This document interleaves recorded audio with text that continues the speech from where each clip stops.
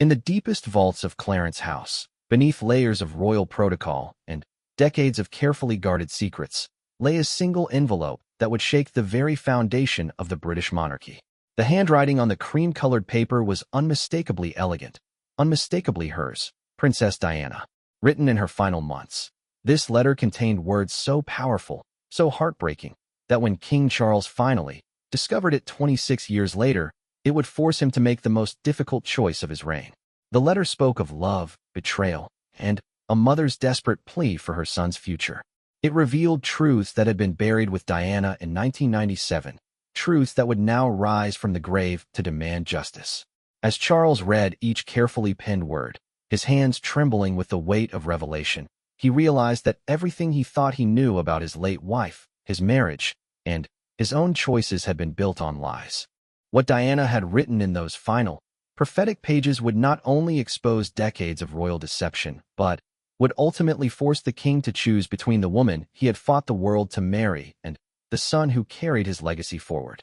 The decision would split the royal family, shock the nation, and prove that even in death, Diana's influence over the House of Windsor remained absolute. This is the story of how one letter changed everything, how the past reached into the present to demand its due, and how a king discovered that some choices, once made, can never truly be undone. The autumn rain hammered against the windows of Clarence House as King Charles III sat alone in his private study, surrounded by boxes of personal belongings that had been recently discovered during renovations at Kensington Palace. The workers had found them sealed behind a false wall in Diana's former private apartments, untouched for over 2 decades. Palace officials had quietly delivered them to Charles, unsure of their contents, but knowing they contained items that belonged to his late ex-wife. Charles had been avoiding these boxes for weeks. Something about them felt ominous, as if opening them would unleash memories he had spent years trying to bury. But tonight, with Camilla away visiting her children and the house unusually quiet, he found himself drawn to them like a moth to flame. The weight of his crown, both literal and metaphorical, seemed heavier these days. At 75, he was finally the king he had waited his entire life to become, yet the role felt more burdensome than triumphant. The first box contained photographs, hundreds of them. Images of Diana with William and Harry as young boys, candid shots of family moments that the public had never seen. Charles found himself studying these pictures with an intensity that surprised him. In every image, Diana's love for their sons was radiant, unmistakable. Her eyes held a warmth when she looked at William and Harry that Charles realized he had forgotten existed. The years of bitter divorce proceedings, media battles, and public accusations had overshadowed these tender memories. As he carefully placed the photographs aside, his fingers brushed against something unexpected at the bottom of the box. It was an envelope, thick and cream-colored, with "For Charles, to be opened only if something happens to me," written in Diana's distinctive handwriting across the front. The ink had faded slightly, but the words remained clear and haunting. Charles felt his heart skip a beat. His hands began to tremble as he held the envelope up to the lamplight, trying to peer through the paper without opening it. Diana had written him a letter, meant to be discovered only after her death. But why had it taken 26 years to surface? Charles thought he had gone through all of Diana's personal effects after the accident in Paris. This envelope must have been hidden deliberately, placed where only she knew it would eventually be found. The realization sent a chill down his spine. What had Diana known? What had she wanted to tell him that she couldn't say while she was alive? Charles set the envelope on his desk and stared at it for nearly an hour. Outside, the wind howled through the gardens, and the ancient house creaked and settled around him. He thought about calling William or Harry, but something stopped him. This letter was addressed to him alone, and whatever secrets it contained had been Diana's choice to share only with him. Taking a deep breath, he carefully opened the envelope and unfolded the pages within. The letter was dated 3 months before Diana's death. Her handwriting was more hurried than usual, as if she had been writing under emotional stress. As Charles began to read, he felt the ground beneath his understanding of their shared history begin to shift.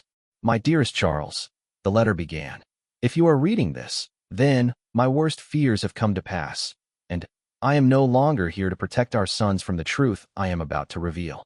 I have kept these secrets for years, hoping against hope that I would never need to burden you with them.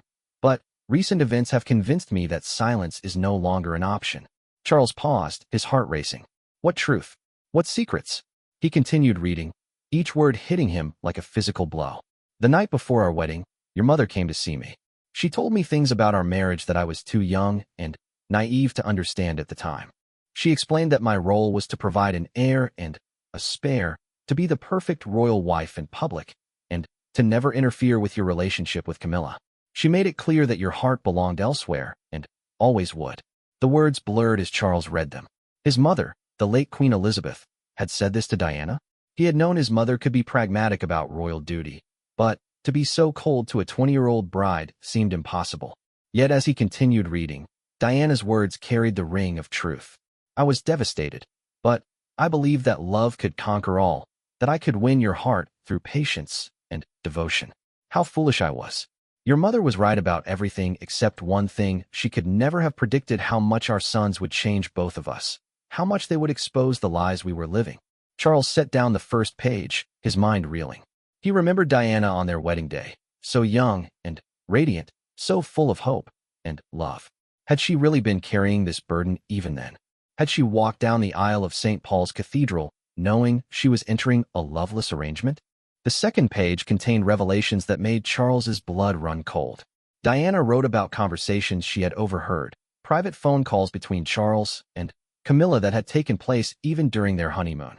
She detailed specific dates, times, and locations where Charles had met with Camilla throughout their marriage.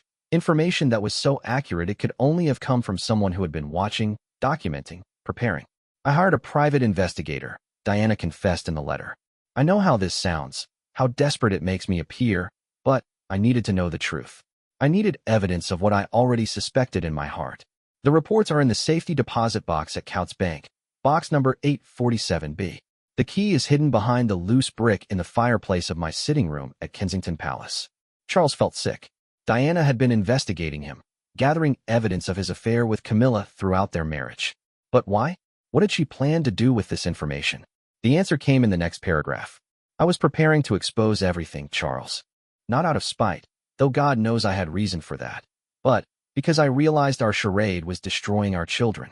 William was already showing signs of the stress our failing marriage was causing.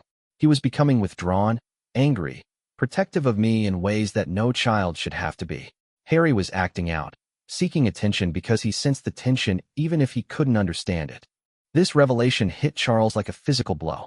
He thought about William as a teenager, how serious and responsible he had become, how he had seemed to age years and months during the worst period of his parents' public battles. Harry's rebellious phase, his struggles with authority, the anger that had lasted well into his adult years suddenly made horrible sense. I made a decision that I would file for divorce and seek full custody of William and Harry, Diana continued. I had enough evidence to destroy your reputation, to expose the lies that the royal family had built our marriage on. My solicitor assured me that with the evidence I had gathered, I would likely be granted primary custody, especially given the public's sympathy for my position. Charles had to stop reading. He stood up from his chair and walked to the window, looking out at the dark gardens while trying to process what he was learning. Diana had been planning to fight for full custody of their sons. She had the evidence to do it.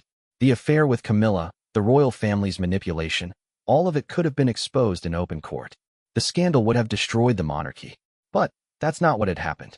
Diana had agreed to a relatively quiet divorce. She had accepted shared custody without a public fight. She had even agreed to give up her Royal Highness title. At the time, Charles had assumed she simply wanted to move on with her life. Now, he was beginning to understand that something else had happened, something that had changed Diana's mind. Returning to his desk, Charles picked up the letter with trembling hands and continued reading. The next section explained everything. But then, something happened that changed everything, Charles. I discovered I was being followed, not just by photographers, but by people with government connections. My phone was being tapped, my mail was being intercepted. One night, a man approached me outside my gym. He didn't threaten me directly, but he made it clear that if I proceeded with my plans, if I exposed the royal family's secrets, there would be consequences not just for me, but for William and Harry. Charles felt the room spin around him. Government surveillance? Threats against Diana? This was moving into territory that seemed impossible, yet Diana's words carried a weight of truth that was undeniable. He told me that I could have a quiet divorce, keep my son safe, and live my life freely as long as I didn't reveal what I knew. Or I could fight and watch everything I loved be destroyed in the process. He showed me photographs of the boys leaving school, walking in the park, playing with friends. The message was clear without being spoken. If I exposed the truth, my children would pay the price. The letter detailed how Diana had made the impossible choice to protect her sons by accepting a settlement that gave Charles equal custody and kept the royal family's secrets buried. She had sacrificed her own desire for justice to ensure William and Harry's safety. But the story didn't end there. I agreed to their terms, Charles, but I also made plans of my own. This letter is my insurance policy. If anything happens to me, if I die under suspicious circumstances, if I cannot be there to protect our sons, then you need to know the truth. You need to understand what William and Harry are truly inheriting when they take on royal duties. Diana went on to detail a network of manipulation and control within the royal establishment that went far beyond what Charles had ever imagined. She wrote about conversations she had overheard, documents she had photographed, evidence of financial irregularities, and political interference that painted a picture of institutional corruption that would shock the public if it ever came to light. But, most importantly, Charles, I need you to understand what our failed marriage has done to our sons. William has absorbed every slight, every argument, every moment of tension between us. He has made himself into a shield between us and the pain we caused each other. He carries guilt that belongs to us, not to him. He believes that if he had been a better son, a more perfect prince, he could have saved our marriage. Charles thought about his eldest son, about William's perfectionism, his need to control every aspect of his public image, his sometimes rigid adherence to protocol. He had always assumed these were positive traits, signs of William's readiness to be king. But Diana's words suggested something darker, a young man who had been traumatized by his parents' war and had coped by trying to be flawless. As for Harry, he has chosen the opposite path. He has decided that if he cannot be perfect like his brother, he will be perfectly rebellious. His acting out is not teenage defiance, Charles. It is a cry for help from a boy who feels invisible in the shadow of his perfect older brother and his warring parents. He needs therapy, not discipline. He needs understanding, not judgment. The accuracy of Diana's assessment of Harry's struggles was haunting.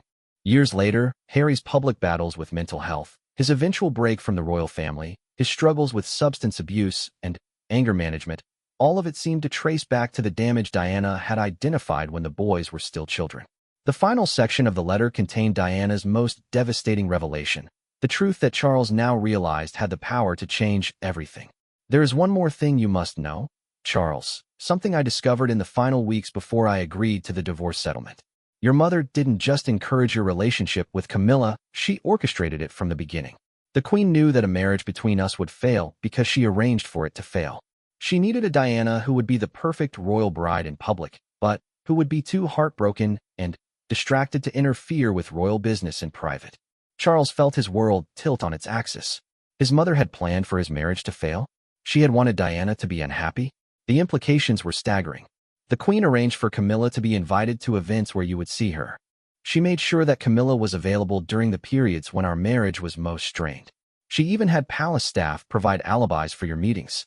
Your mother turned our marriage into a performance, Charles, and we were all just actors playing our assigned roles. The letter concluded with words that would haunt Charles for the rest of his life. I am writing this letter because I know that someday, William will be king. When that day comes, he will inherit not just a crown but a system that destroyed his parents and poisoned his childhood. He will have to choose between perpetuating the lies that have sustained the monarchy or telling the truth that could destroy it. I cannot bear the thought of our son facing that choice alone. If something happens to me, Charles, I need you to be the father to William that neither of us was able to be when I was alive. I need you to give him the truth, even if it destroys everything else. He deserves better than the lies we were forced to live. With all my love and all my regret, Diana. Charles set down the final page and sat in stunned silence. Outside, the storm had intensified, rain lashing against the windows with increasing fury. But the storm inside Charles's mind was far more violent.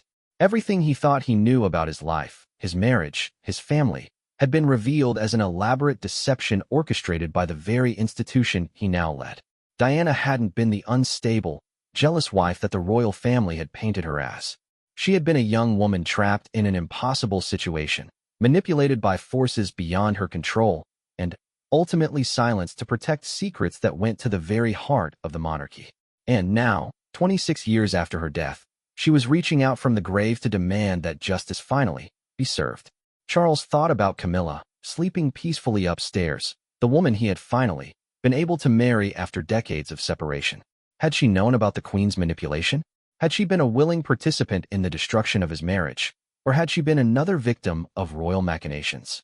The questions multiplied in his mind like a virus, infecting every memory, every assumption he had held about his own life. But, most urgently, he thought about William. His son was now the Prince of Wales, next in line to inherit the crown and all the secrets that came with it. According to Diana's letter, William carried the scars of his parents' failed marriage like invisible wounds. How would he react to learning that their family's pain had been orchestrated from the very beginning?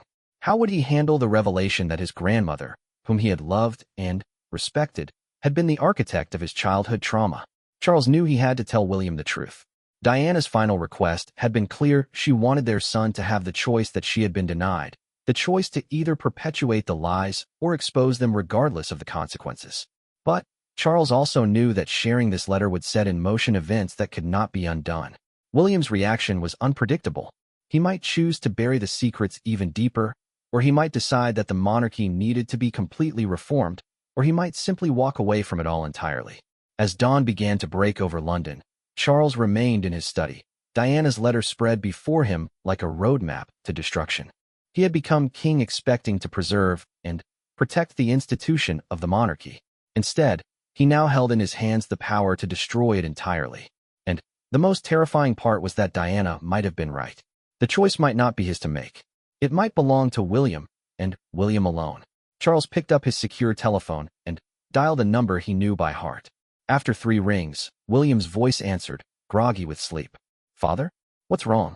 "It's 6 in the morning." Charles closed his eyes and took a deep breath. "William, I need you to come to Clarence's house immediately. There's something you need to see, something about your mother that changes everything we thought we knew." There was a long pause on the other end of the line.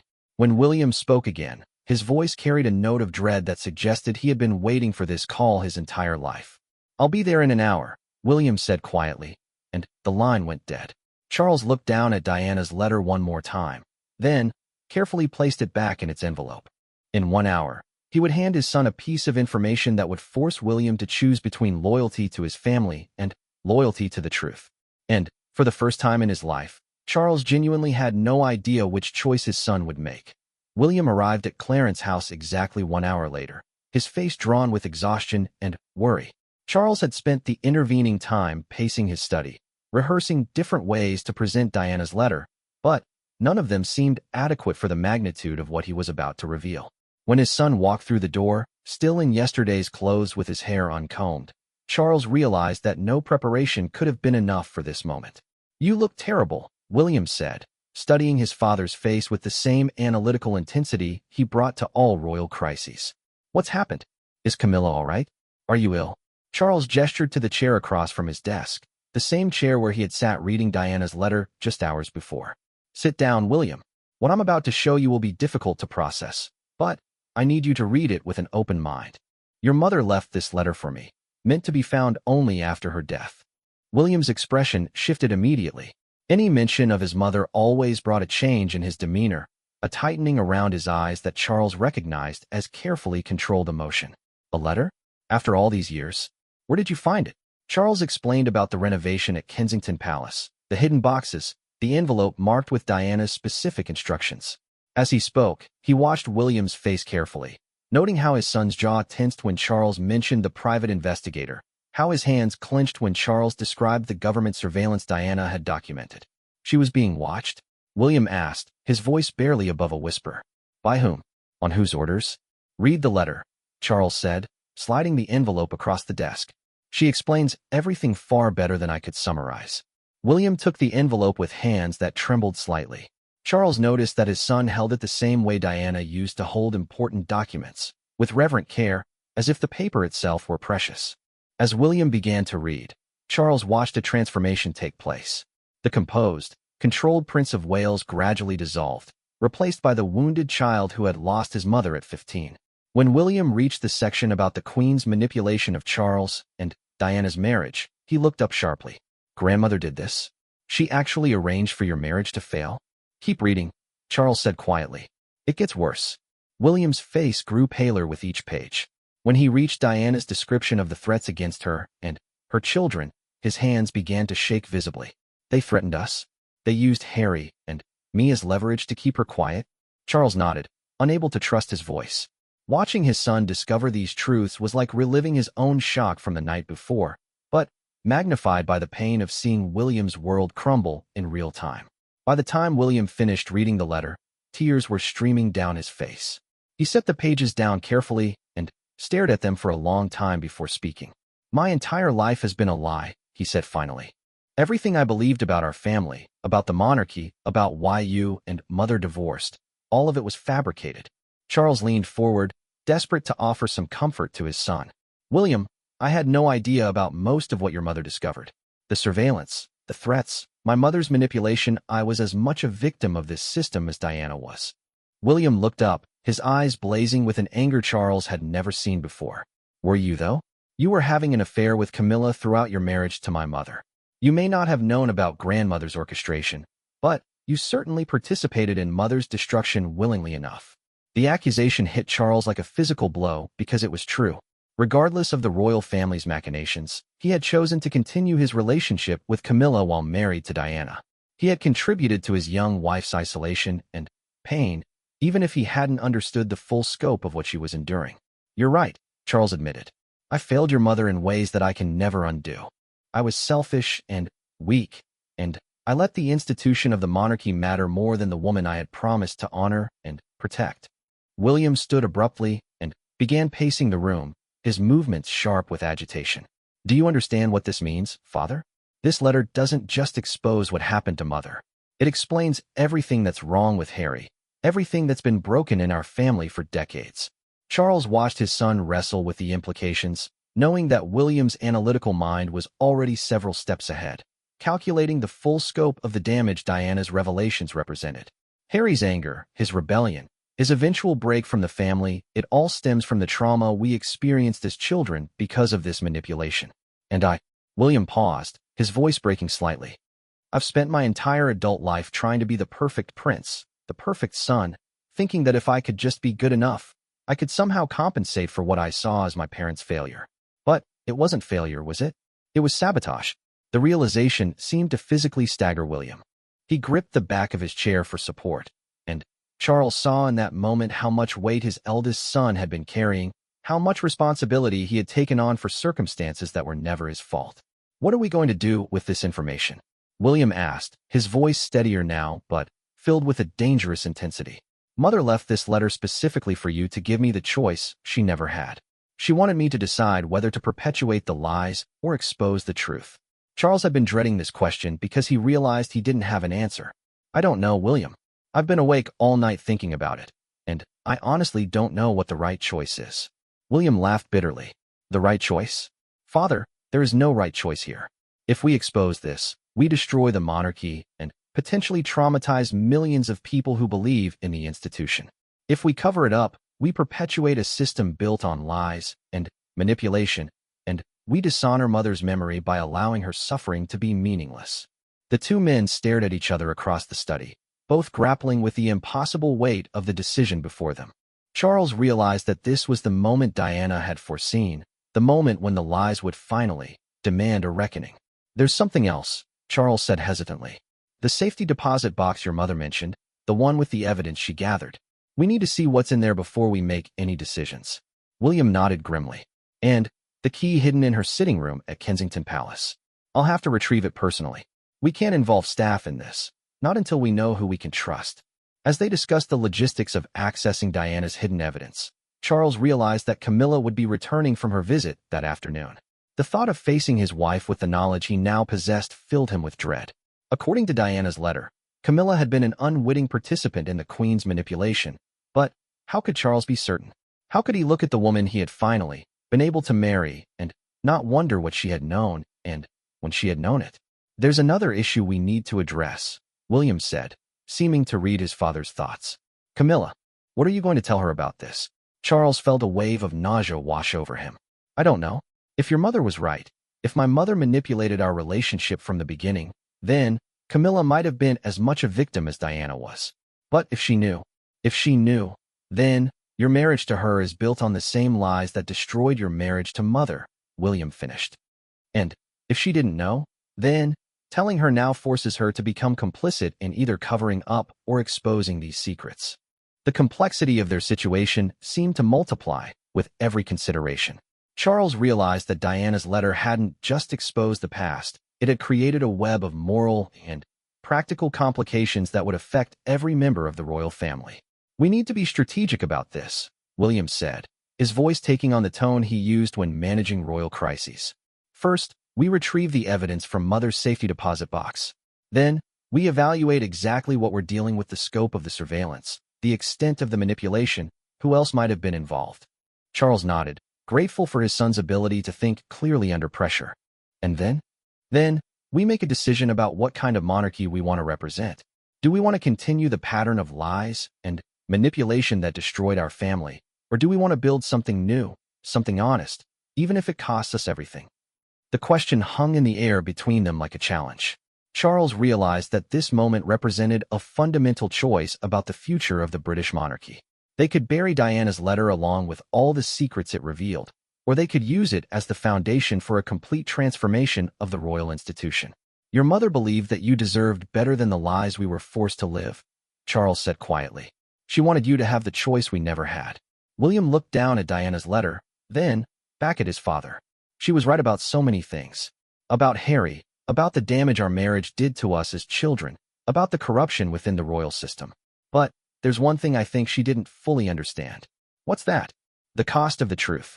She wrote this letter believing that exposing these secrets would somehow set us free, but I'm not sure that's what would happen.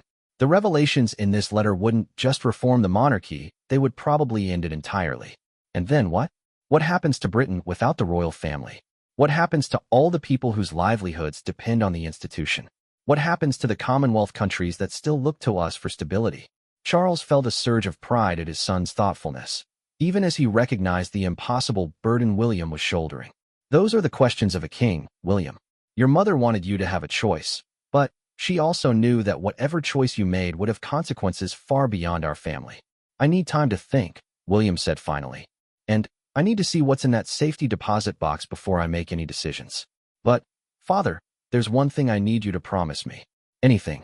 "If we decide to expose these secrets, if we choose to honor Mother's memory by telling the truth regardless of the consequences, I need to know that you'll stand with me.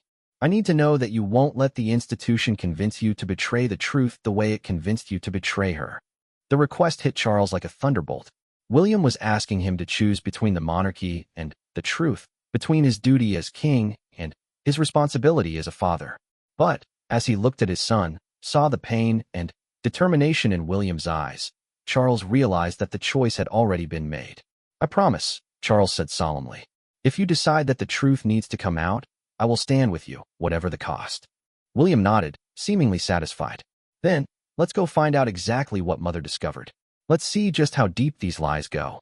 As William left Clarence's house to retrieve the key from Diana's former sitting room, Charles remained in his study, staring at the letter that had changed everything. He thought about Camilla, who would be home in a few hours, expecting to find her husband in his usual routine of royal duties and quiet domesticity. Instead, she would find a man questioning every assumption about his own life, wrestling with secrets that could destroy not just their marriage but the entire institution they represented. Charles picked up the telephone and canceled his appointments for the day. Whatever was in Diana's safety deposit box, whatever evidence she had gathered during their marriage, he knew it would demand his full attention. The comfortable lies that had sustained him for decades were crumbling, and, in their place, a terrifying truth was emerging. For the first time since becoming king, Charles found himself wondering if the crown was worth the cost of wearing it. Diana's letter had given William a choice, but it had also given Charles one. He could protect the monarchy by burying these revelations, or he could honor his late wife's memory by ensuring that her suffering had meaning. As he sat alone in his study, waiting for William to return with the key that would unlock Diana's secrets, Charles realized that he was about to discover whether he was truly the man he had always believed himself to be, or simply another victim of the institution that had shaped his entire life. The choice, as Diana had written, would define not just his own legacy but the future of the British monarchy itself. And, for the first time in his life, Charles was genuinely uncertain which path he would choose when the moment of decision finally arrived. 3 hours later, William returned to Clarence House with the small brass key clutched in his hand like a talisman. His face was ashen, and Charles could see that his son had been crying during the drive back from Kensington Palace. The task of searching through Diana's former sitting room had clearly taken an emotional toll. "I found it exactly where she said it would be," William said, holding up the key. "Behind the loose brick in the fireplace." "But, Father, there were other things hidden there too. Photographs, documents, recordings she made. Mother was preparing for war with this family, and she documented everything." Charles felt his stomach drop. Recordings? Audio tapes of phone conversations she had with various members of the royal household, with her lawyers, with the private investigator. She recorded everything in the months leading up to the divorce settlement. She was building a case that would have destroyed us all. The two men looked at each other in silence, both understanding the gravity of what they were about to uncover. Diana hadn't just gathered evidence, she had created an arsenal of information capable of bringing down the British monarchy. And now, 26 years later, that arsenal was about to be opened. "We need to go to the bank," Charles said finally. "We need to see everything before we make any decisions about what to do next." The drive to Coutts Bank in the Strand was conducted in tense silence. Charles had called ahead using his personal relationship with the bank manager, explaining that he needed emergency access to a safety deposit box that had belonged to his late wife. No questions were asked. Royal privilege still carried weight in certain circles, even for requests that might have seemed unusual under normal circumstances. When they arrived at the bank, they were escorted to a private viewing room in the basement vault. The manager himself brought the safety deposit box, a large metal container that seemed impossibly heavy for its size.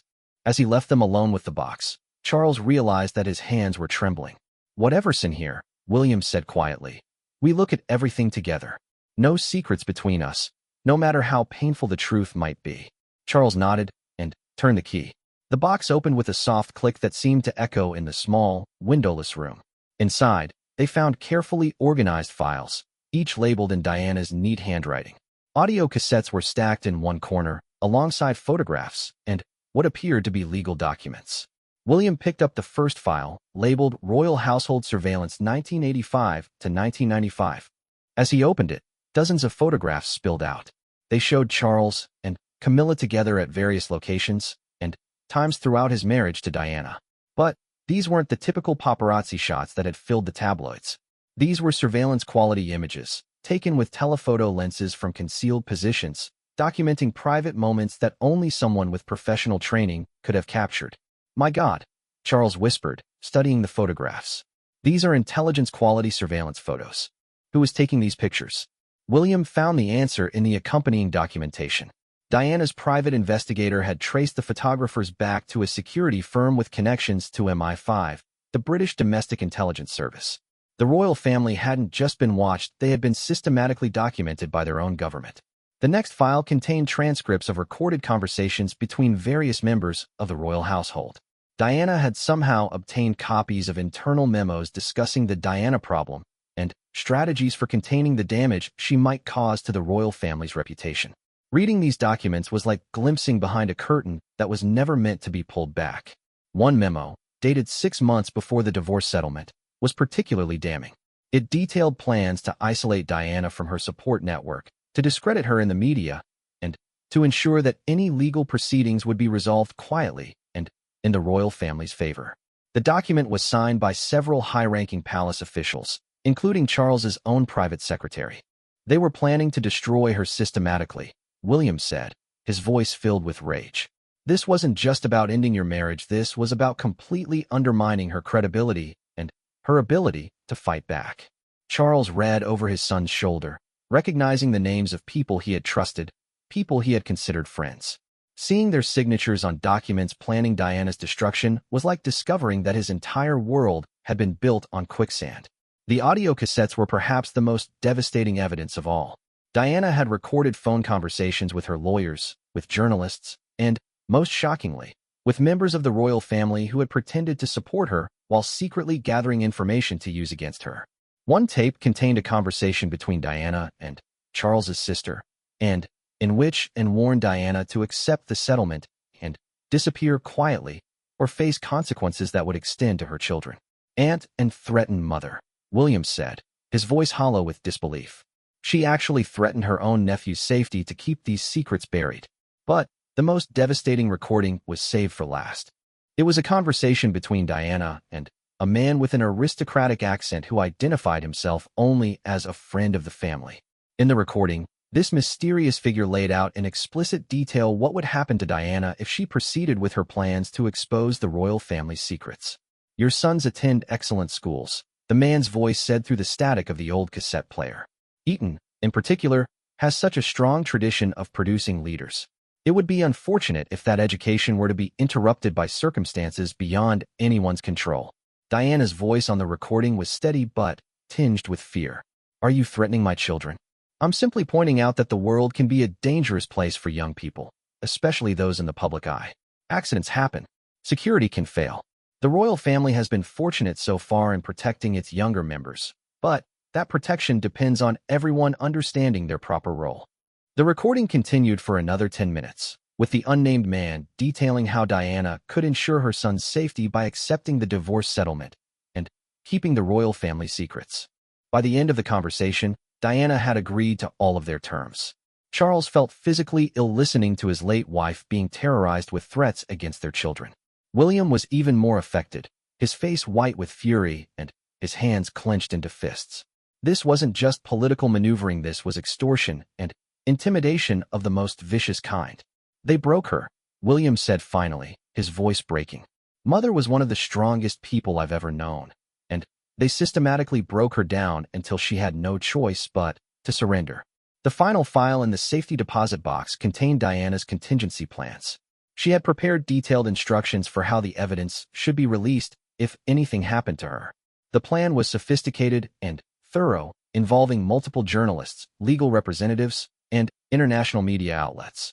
Diana had been prepared to expose not just the royal family, but the entire network of government and institutional support that had enabled their corruption. But there was one final document that changed everything, a letter addressed to William and Harry, meant to be opened only after they had seen all the evidence. "My beloved sons," the letter began, "if you are reading this, then the truth has finally come to light.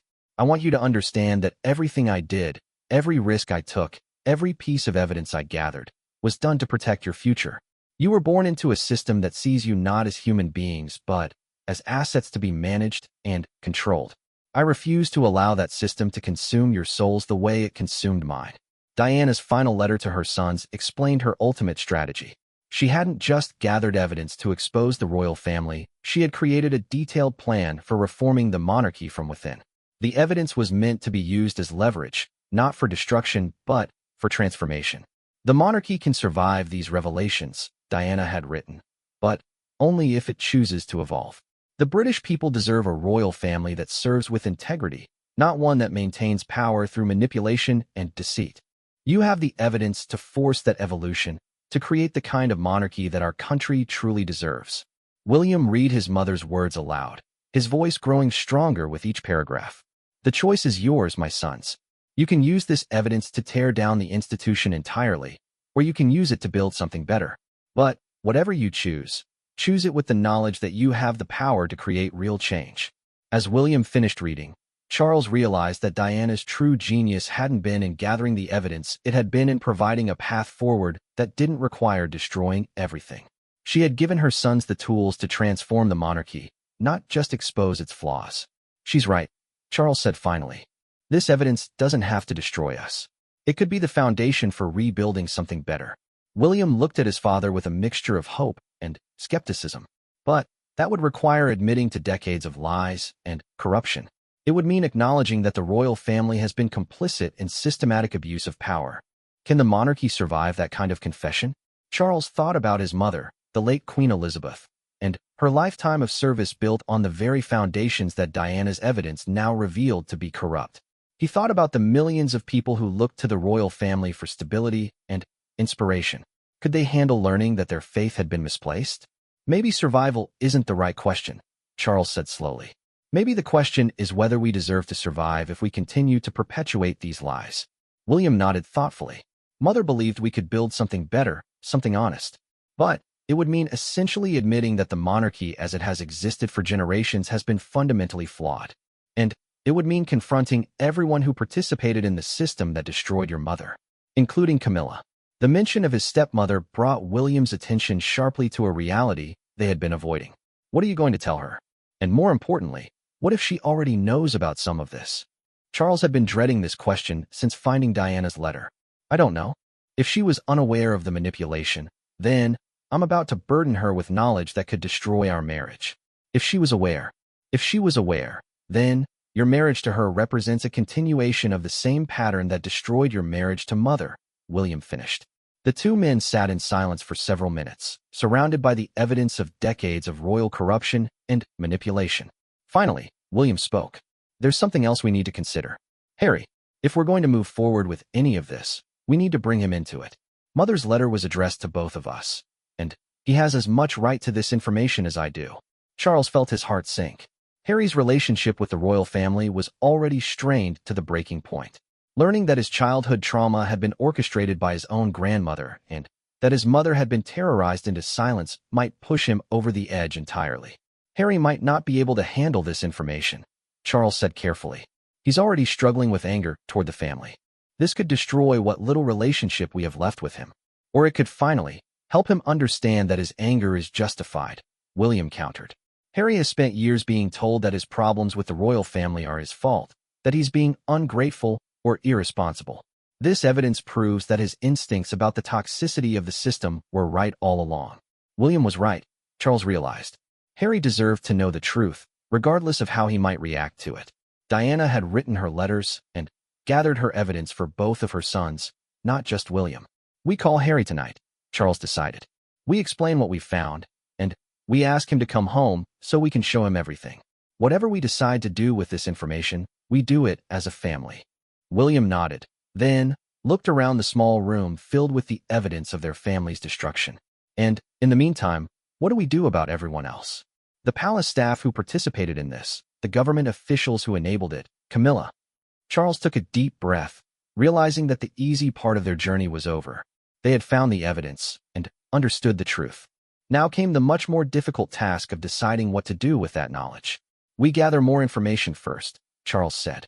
We need to understand exactly who was involved and to what extent. Then, we decide whether we're reforming the monarchy or replacing it entirely. And Camilla? William pressed. Charles closed his eyes, thinking about the woman he had married after decades of separation, the woman he had fought the world to be with. Camilla comes home this evening. I'll have to decide whether to tell her everything or wait until we know more about her level of involvement. Father, William said gently, you realize that if she knew about any of this, if she was complicit in Mother's suffering, then your marriage to her becomes impossible to continue. The weight of that realization settled over Charles like a shroud. He had spent his entire life fighting for the right to marry Camilla, had endured years of public criticism and family opposition to be with her. The idea that their relationship might have been built on the very lies that destroyed his marriage to Diana was almost too painful to contemplate. I know, Charles said quietly, but I need to give her the chance to explain herself before I make any assumptions. As they carefully repacked Diana's evidence and prepared to leave the bank, Charles realized that his life had been divided into two distinct periods, before reading Diana's letter and after. Everything that came next would be shaped by the terrible knowledge they now possessed. The drive back to Clarence's house was conducted in the same tense silence as the journey to the bank, but now the silence was weighted with the knowledge of what they would have to confront. Camilla would be waiting at home, expecting a normal evening with her husband. Instead, she was about to face questions that could determine the future of their marriage and the monarchy itself. Charles thought about Diana, alone and terrified in the final months of her life, gathering evidence while being systematically threatened and intimidated by the very institution she had tried to serve. The injustice of it filled him with a rage he hadn't felt since his youth.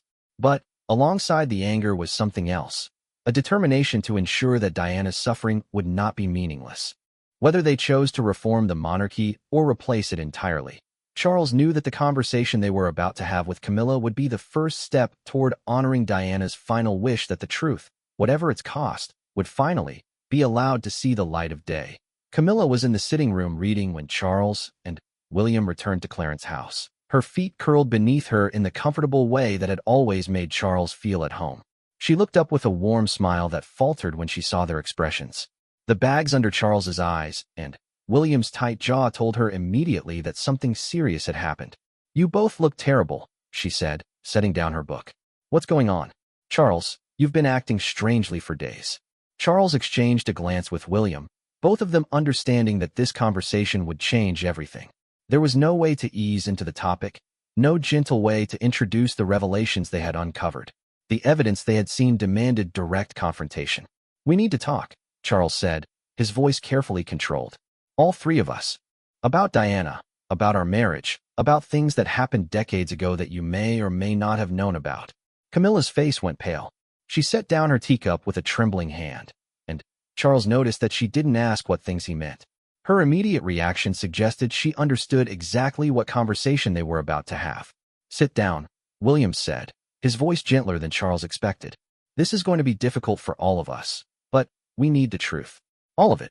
Charles retrieved Diana's letter from his study while William explained to Camilla about the hidden boxes and the safety deposit box. By the time Charles returned, Camilla was crying quietly, her hands pressed to her face. "I knew this day would come," she whispered. "I've been dreading it for 26 years." The admission hung in the air like a confession. Charles felt his heart break a little more as he realized that Camilla had been carrying secrets all these years, secrets that directly related to Diana's suffering. He handed her the letter without speaking, watching as she read Diana's words with tears streaming down her face. When Camilla finished reading, she carefully folded the letter and set it in her lap. For several long minutes, the only sound in the room was her quiet weeping. Finally, she looked up at Charles with an expression of profound sorrow and guilt. "She was right about almost everything," Camilla said softly. "Your mother did orchestrate our relationship, at least to some extent. She made sure I was invited to events where you would see me. She arranged for us to have opportunities to spend time together. But, Charles, you have to believe me, I didn't know about the surveillance or the threats against Diana. I never knew how far the manipulation went." Charles felt the ground shift beneath him again. "What did you know?" "Your mother approached me after your engagement to Diana was announced. She told me that royal marriages were different from ordinary marriages, that they served the crown rather than the individuals involved. She said that Diana would provide you with heirs and public companionship, but that there was no reason why our friendship couldn't continue privately." William leaned forward, his eyes intense. "Friendship? You were having an affair with my father throughout his marriage to my mother." Camilla flinched at the accusation, but didn't deny it. "Yes, but I was told that Diana understood the arrangement, that she had been briefed about royal marriages, and accepted that they were political rather than romantic. I believe that she was content with the public role and the children, and that she didn't mind the private understanding between your father and me." "You believe that a 20-year-old girl was happy to share her husband?" William's voice was sharp with disbelief. "I was young too," Camilla replied defensively. "I was 28 and naive about royal protocols. When the Queen herself tells you that something is acceptable, that it's the way these marriages work, you believe her.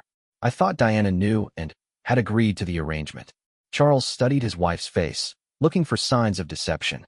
What she was telling them aligned with what he knew about his mother's pragmatic approach to royal duty, but it also revealed a level of callousness that was difficult to accept. "When did you realize that Diana wasn't content with the arrangement?" Charles asked. Camilla's face crumpled. "Gradually, over the years. I began to see how much pain she was in, how isolated she was becoming. By the time I understood that she hadn't agreed to our relationship, that she was actually being destroyed by it, I felt trapped. I tried to end things with you several times, Charles, but you wouldn't let me go."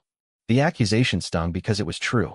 Charles remembered the periods when Camilla had tried to distance herself from him, how he had pursued her, convinced her to continue their relationship despite the growing public criticism and Diana's obvious distress. "The Queen told me that Diana was unstable," Camilla continued, "that her public displays of emotion were embarrassing the family, and that the best thing for everyone would be for her to accept her role quietly. I was told that my relationship with you was actually helping to stabilize the situation by giving you the emotional support you needed to fulfill your royal duties." William stood abruptly and began pacing the room. "So you knew that mother was suffering, but you chose to believe that her pain was acceptable collateral damage for your relationship with father?" "I was in love," Camilla said simply, "and I was told by people I trusted that what we were doing was not only acceptable, but necessary for the good of the monarchy. I know how that sounds now, how selfish and weak it makes me appear, but I was operating within a system that told me our love was serving a greater purpose. Charles felt sick listening to his wife describe the rationalization they had all used to justify Diana's destruction. They had all been complicit in different ways, all of them choosing their own desires over Diana's well-being. Did you know about the surveillance? William demanded. Did you know that Mother was being watched and documented? No, Camilla said firmly. I never knew about any surveillance or threats. If I had known that Diana was being terrorized, that her children were being used as leverage against her, I would have ended our relationship immediately. Charles wanted to believe her, but the evidence they had seen made it clear that the surveillance had been extensive and long-term. It seemed impossible that someone as close to the situation as Camilla could have remained completely unaware. There were government security services involved, Charles said carefully, watching Camilla's reaction. Professional surveillance, intelligence quality documentation. You never noticed anything unusual? You were never approached by anyone asking questions about Diana or our family? Camilla hesitated, and Charles knew immediately that there was more to the story. There was one incident, she admitted reluctantly. About 2 years before the divorce, a man approached me at a social event, said he was doing security assessments for the royal family. He asked me questions about Diana's behavior, her mental state, whether I thought she might do anything to damage the monarchy. What did you tell him? William asked, his voice dangerously quiet. I told him that Diana seemed troubled, but that I didn't think she would deliberately hurt the royal family. He seemed pleased with that answer and thanked me for my cooperation with the security assessment. Charles felt his world crumble a little more. Camilla had been interviewed by intelligence personnel about Diana, had provided information that was likely used in the systematic campaign to undermine his wife's credibility. Whether she understood the true purpose of the interview or not, she had participated in Diana's destruction. You helped them build a case against my mother, William said, his voice filled with pain and anger. You provided information that was used to justify treating her as a security threat. I didn't know, Camilla protested. I thought it was routine security screening.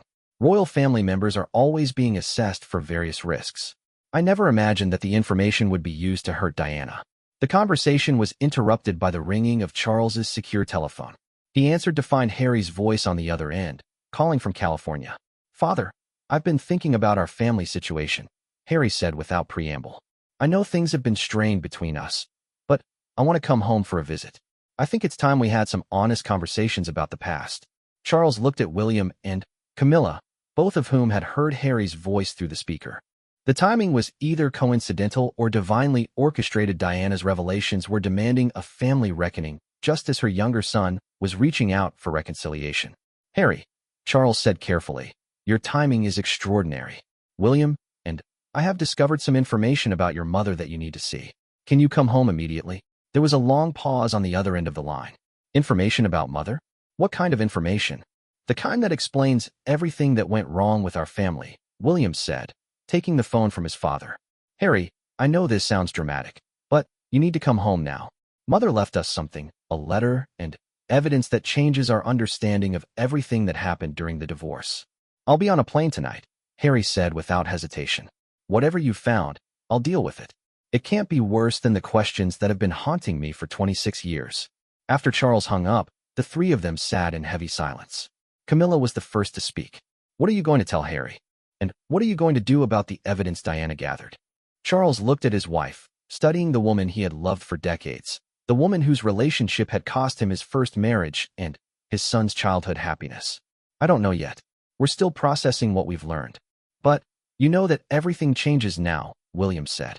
The monarchy can't continue to operate the way it has been, not with this information out there. And our family can't continue to pretend that what happened to Mother was acceptable. Camilla nodded slowly. I understand. And I want you to know that whatever you decide to do, I'll support it.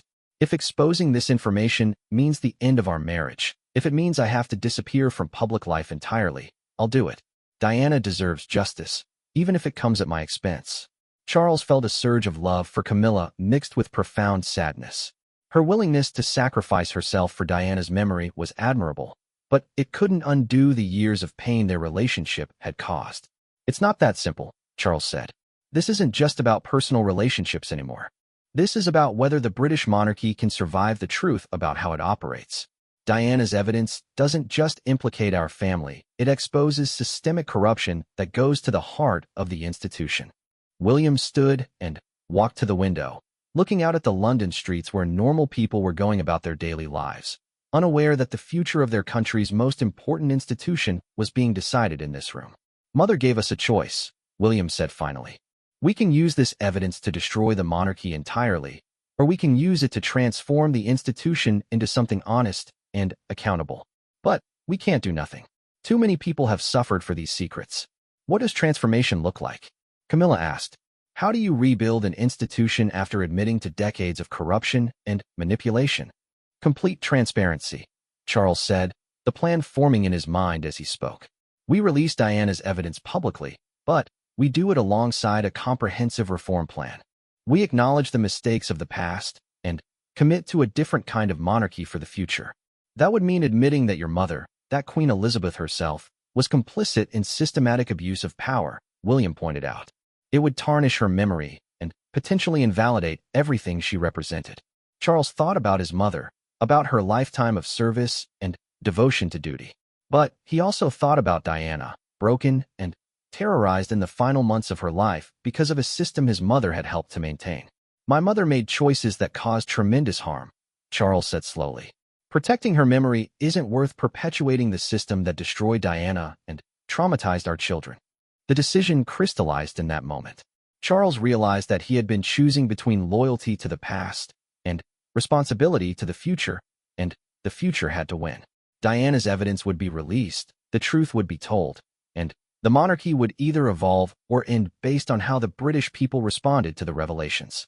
"When Harry arrives tomorrow," Charles announced, "we'll show him everything Diana left for us. Then, we'll make our decision as a family about how to proceed. But I want both of you to know that I've already made my choice. The lie's in with us. Whatever the cost, Diana's truth will be told." William nodded, his face showing both relief and determination. Camilla simply wept, understanding that the world she had known for decades was about to end, replaced by something unknown and potentially devastating. As evening settled over London, Charles realized that he was about to become either the king who saved the monarchy by transforming it or the king who destroyed it by telling the truth. But for the first time in months, possibly years, he felt at peace with himself. Diana's final gift to her family hadn't been the evidence itself, but the courage to choose truth over comfort, justice over convenience. The conversation they would have with Harry would determine the final shape of their decision. But Charles knew that the fundamental choice had already been made. The House of Windsor would face its reckoning, and history would judge whether they had chosen wisely. In her letter, Diana had written that she wanted her sons to have the choice she had been denied. Now that choice was being made, not just by William and Harry, but by Charles himself. The king who had spent his entire life preparing to preserve the monarchy was about to risk everything to transform it. Whether that transformation would save the institution or destroy it remained to be seen. But Charles knew that Diana would have been proud of the courage her family was finally showing. Her death would not be meaningless, and her truth would not remain buried. Justice, however painful, was finally coming to the House of Windsor. Harry arrived at Heathrow at dawn, having taken the first available flight from Los Angeles. William met him at the private terminal, and Charles could see from the window of Clarence House how the two brothers embraced on the tarmac. For the first time in years, there seemed to be no tension between them, only the shared weight of anticipation about what they were going to learn. The drive to Clarence House was conducted in relative silence, with William giving Harry only the basic outline of what they had discovered. Charles watched from his study window as the two men walked up the front steps together, and he was struck by how much they looked like Diana in that moment, their faces set with the same determined expression she had worn when facing difficult truths. When they entered the sitting room, Harry immediately noticed the tension in the air. Camilla was conspicuously absent, having chosen to stay with friends to give the family space for their conversation. Charles had arranged for complete privacy, no staff, no security, no one who might overhear or interrupt what was about to be revealed. "Before we begin," Harry said, settling into a chair across from his father, "I want you both to know that I've suspected there were secrets about Mother's death, about her final years, that we weren't being told. I've been carrying anger for decades because I knew something was wrong with the official story. Charles felt a familiar pang of guilt. Harry's instincts had been correct all along, but instead of investigating his son's concerns, Charles had dismissed them as conspiracy theories born of grief and resentment. Your instincts were right, Charles said simply. Everything we're about to show you will confirm that the royal family failed your mother in ways that go far beyond what any of us understood at the time. William took the lead in explaining the discovery of Diana's letter and the subsequent revelations from the safety deposit box. As he spoke, Charles watched Harry's face carefully, noting how his younger son's expression shifted from skepticism to shock to a cold, dangerous anger that reminded Charles of Diana at her most formidable. When William handed Harry their mother's letter, the room fell silent except for the soft sound of pages turning. Charles found himself holding his breath as he watched Harry read Diana's words, seeing his son's face cycle through emotions that mirrored his own experience reading the letter for the first time. By the time Harry finished, tears were streaming down his face, but his voice was steady when he spoke. She knew. Mother knew exactly what was happening to her, and she documented everything because she knew they were going to destroy her. There's more, William said gently, and proceeded to describe the contents of the safety deposit box, the surveillance photographs, the recorded threats, the evidence of systematic manipulation and intimidation that had forced Diana into silence. Harry listened to it all without interruption, but Charles could see rage building in his son like a gathering storm. When William finished his account, Harry stood abruptly and began pacing the room with the same agitated energy that Diana had displayed when she was furious. They murdered her, Harry said finally, his voice low and dangerous. Maybe not directly, maybe not the night she died in Paris, but they murdered her spirit, her hope, her ability to fight back. They broke her systematically until she was too exhausted and too terrified to protect herself. Charles wanted to argue, wanted to suggest that murder was too strong a word, but listening to Harry's assessment, he realized that his son wasn't wrong. Diana may have died in a car accident, but the woman who died that night had been systematically destroyed by the institution Charles now led. The question, William said carefully, is what we do with this information. Mother left us a choice to bury it or to use it to transform the monarchy into something better. Harry stopped pacing and looked directly at his father. There's no choice here. This information has to be made public. The people deserve to know what kind of institution they've been supporting, and Mother deserves justice for what was done to her. Even if it means the end of the monarchy entirely? Charles asked. Especially if it means the end of the monarchy entirely, Harry replied without hesitation. An institution that operates through intimidation, surveillance, and systematic abuse of power doesn't deserve to survive. William looked troubled by his brother's immediate rejection of any compromise. Harry, I understand your anger, but we need to think about the broader implications. Destroying the monarchy doesn't just affect our family, it affects millions of people throughout Britain and the Commonwealth countries who depend on the institution for stability. And what about the millions of people who've been lied to for generations? Harry shot back.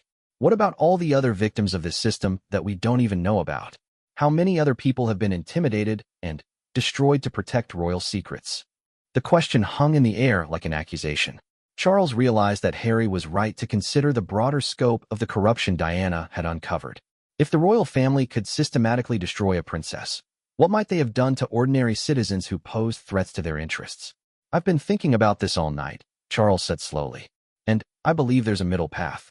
We release Diana's evidence publicly, but we do it as part of a comprehensive reform package. We acknowledge the mistakes of the past and commit to a completely different kind of monarchy for the future.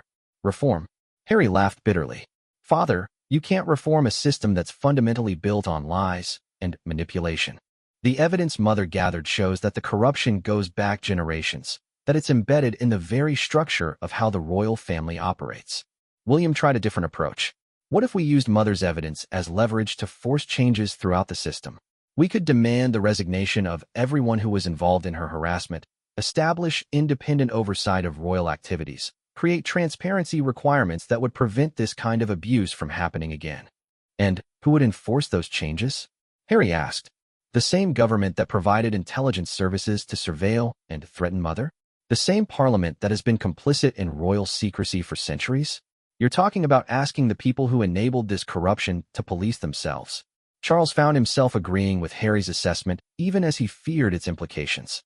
The evidence Diana had gathered suggested that the corruption extended far beyond the royal family itself, reaching into government agencies, intelligence services, and political institutions that would be responsible for implementing any reforms. "So what are you proposing?"